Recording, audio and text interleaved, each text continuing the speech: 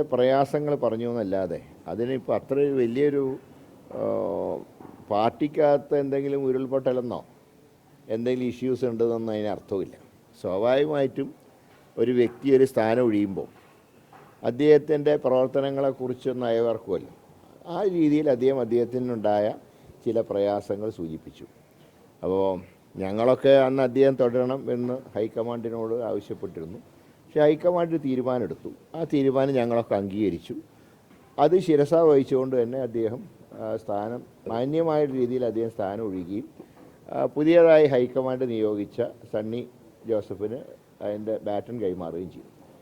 അപ്പോൾ പിന്നെ ഈ പറഞ്ഞതുപോലെ അദ്ദേഹത്തിന് ആഗ്രഹം ഉണ്ടായിരുന്നു, അതായത് ഒരു ഭരണമാറ്റം ഉണ്ടായി ഒരു നല്ലൊരു സന്തോഷം, മനസ്സിന് സന്തോഷത്തോടു കൂടിയിട്ട് പുതിയ ആൾക്ക് ബാറ്റൺ കൈമാറുന്ന ആഗ്രഹിച്ചിരുന്നു.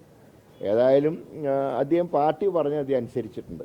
അദ്ദേഹത്തിൻ്റെ ഇന്നത്തെ സ്റ്റേറ്റ്മെൻറ്റുകൾ ഒരിക്കലും ഒരു അച്ചടക്ക ലംഘനമായിട്ട് കാണാൻ സാധ്യമല്ല.